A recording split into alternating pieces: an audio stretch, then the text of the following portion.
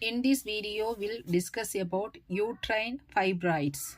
What is uterine fibroids? Uterine fibroids are benign growth of uterus.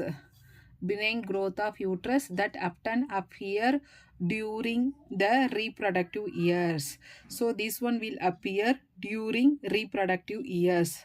This one is also called uterine leiomyoma. It develops on estrogen and progesterone to grow and therefore only relevant during the childbearing or reproductive years. So this uterine fibroids depends on estrogen and progesterone to grow. So therefore only relevant during childbearing or reproductive years. That uterine fibroids decreases in size or calcify after menopause. So it decreases size or calcify after menopause due to decrease in hormonal production. A woman can have one uterine fibroid or multiple fibroid. So a female have one or multiple fibroid. These fibroids are common and account for 3% reason why it may be hard for women to get pregnant. So this one is most common in that period of pregnant. Occasionally they causes recurrent miscarriages. So this one will causes recurrent miscarriages. Uterine fibroid are common, account for 3% of reason why it may be hard for that woman to get pregnant. Occasionally causes recurrent miscarriages. So this uterine fibroids are estimated in the year of 2013 about 171 million women were affected by uterine fibroids. So more than 171 women affected. Large fibroids may push into the bladder so that lady feel frequent urination. So this one will push the bladder, so she feel frequent urination. Many women develop uterine fibroid sometimes in their life, but may not be aware, as it usually causes no symptoms, because this one is the asymptomatic one, so they don't feel. Uterine fibroids are commonly described based on their location in that uterus. So how they described based on their location? Intramural. All the diagram attached intramural fibroid grow within that muscular wall of that uterus. So intramural fibroids are grown within that muscular wall of uterus. There are most common. Then submucosal fibroids bulge into the uterine cavity beneath the inner lining of that uterus. So this position responsible for infertility associated with uterine fibroid. So it is a reason that this location may disturb the functions of the lining and the ability of that embryo to implant. So this one will cause us infertility, may disturb that functions of lining and the ability of that embryo to implant. Subserosal fibroid grow beneath the serosa and project to that outside of that uterus. Then cervical fibroid are located in that wall of the cell.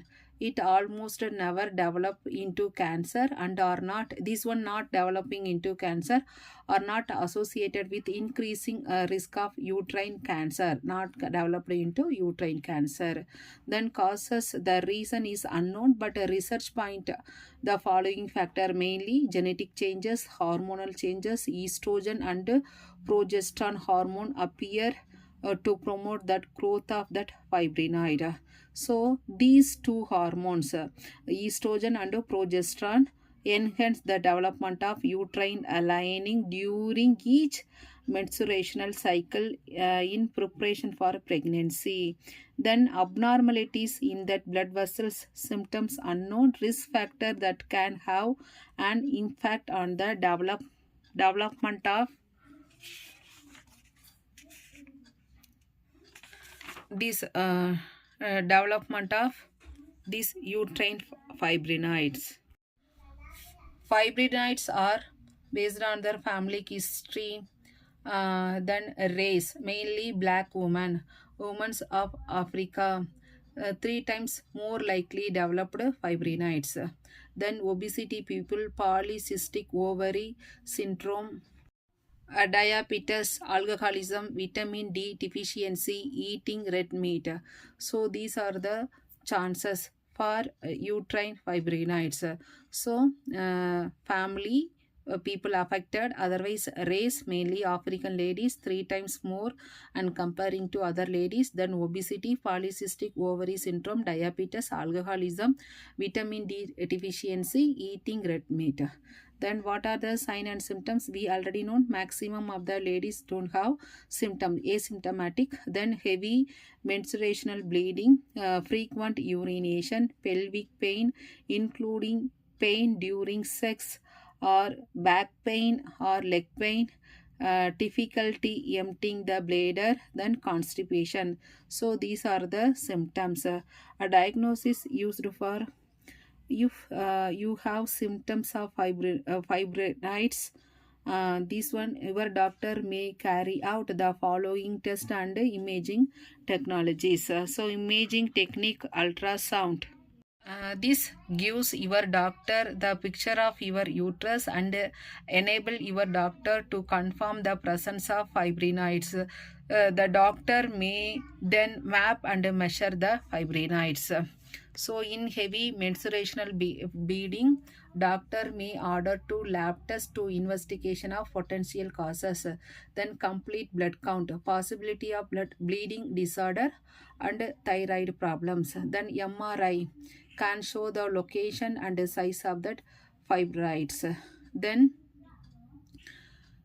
hysterosonography. This method, the uterine cavity can be explained by using sterile saline, making it easier to get a picture of submucosal fibrinoids. Then hysterosalpinography. This method is recommended if in infertility of concern. Then treatment. This one, non-surgical procedure involved in that use of medication and focus on regulating that menstruational cycle, hormones, and treating symptoms.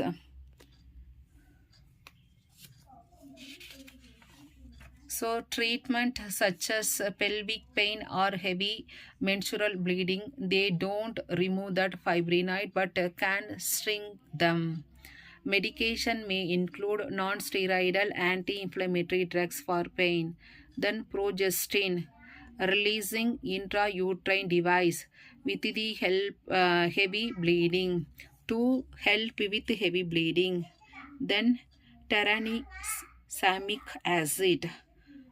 Tyrannisamic acid taken only heavy menstrual period to help relieving bleeding. Then gonadotropin releasing hormone antagonist that put you in a temporary post-menopausal stage.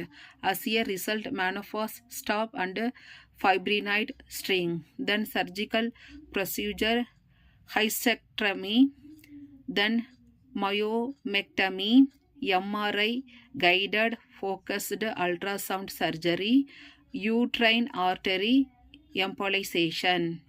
What are the surgical procedure? Hysterectomy, myomectomy, MRI, guided focus ultrasound surgery, uterine artery embolization.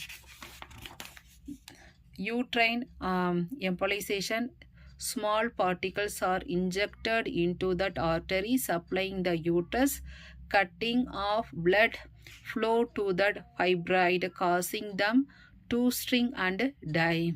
Then myomectomy method, remove of that fibrinoid. Then hysterectomy method, remove that uterus and it provide only proven permanent solution to uterine fibrinoid. Hysterectomy may end your chance of giving birth. Then endometrial ablations. A specialized instrument is inserted into that uterus to destroy the lining of the uterus. So in this video discussed uterine fibroids, diagnosis and treat causes, diagnosis and treatment. Thanks for watching.